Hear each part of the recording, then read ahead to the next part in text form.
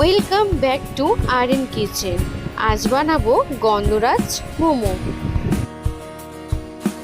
প্রথমে পুরটা রেডি করে নেব, তাই ফ্রাইং প্যানে সাদা তেল গরম করে আদা রসুন কাঁচা লঙ্কা কুচিটা দিয়ে দিলাম, দিয়ে হালকা নাড়াচাড়া করে এবার পেঁয়াজ কুচিটা দিয়ে দিলাম।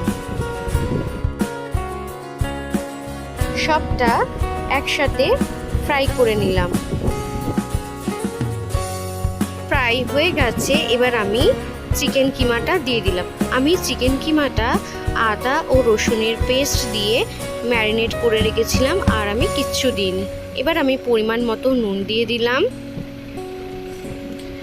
গোলমরিচের গুঁড়ো আর চিলি ফ্লেক্স দিয়ে দিলাম, দিয়ে আবার ভালো করে নাড়াচাড়া করে নিলাম।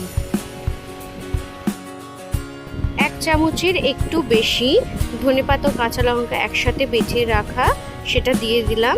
এবার ভালো করে নাড়াচাড়া করে মিক্স করে দেব।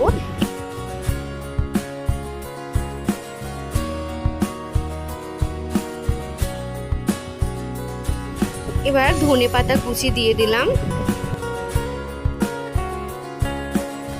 ভালোভাবে চিকেনটাকে ফ্রাই করতে হবে। চিকেন ফ্রাই হয়ে গেছে, এবার আমি গ্যাস বন্ধ করে উপর দিয়ে গন্ধরাজ লেবুর জেস্ট আর গন্ধরাজ লেবুর রস উপর দিয়ে ছড়িয়ে দিলাম। এটা অতি অবশ্যই গ্যাস বন্ধ করে করতে হবে আর সবার লাস্টে দিতে হবে, না হলে চিকেনটা কিন্তু তিতো হয়ে যেতে পারে। এবার আমি ভালো করে নাড়াচাড়া করে মিক্স করে এবার নামিয়ে নেব। পুর তো রেডি হয়ে গেছে, এবার আমি ডোটা রেডি করে নেব। এখানে আমি 300 গ্রাম মতো ময়দা নিয়ে তাতে পরিমাণ মতো নুন, 1/2 চামচ চিনি, একটু সাদা তেল আর 2 চামচ মতো গন্ধরাজ লেবুর রস আর ধনেপাতা বাটা দিয়ে ভালো করে আমি ময়দাটা মেখে নিলাম।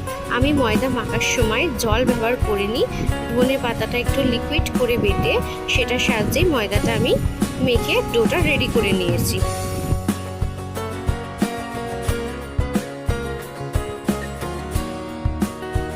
মোমোর ডো রেডি হয়ে গেছে, এবার আমি মোমোর জন্য ছোট ছোট লেচি কেটে নিলাম।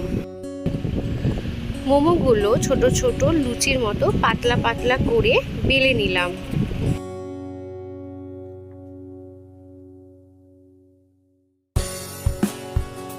একদম পাতলা পাতলা করে কিন্তু বেলে নিতে হবে।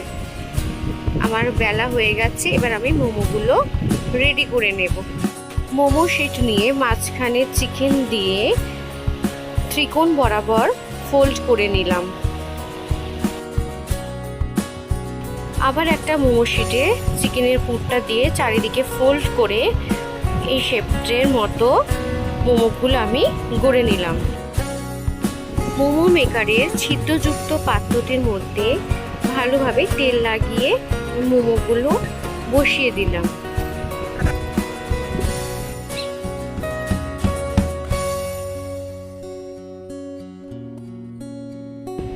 জল ফুটতে শুরু হয়ে গেছে, এবার আমি মোমো স্টিমে বসিয়ে দিলাম।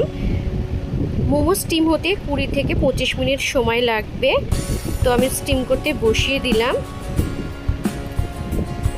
20 মিনিট পর ঢাকনা খুলে দেখলাম সব মোমো রেডি হয়ে গেছে আর ভালোভাবে সেদ্ধ হয়ে গেছে।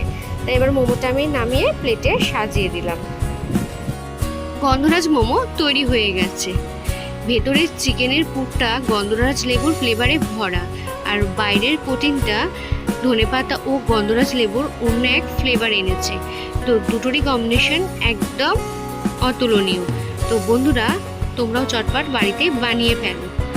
আমি একটা মোমো তোমাদেরকে ভেঙে দেখাচ্ছি কতটা সফট আর কতটা জুসি হয়েছে এই গন্ধরাজ মোমো।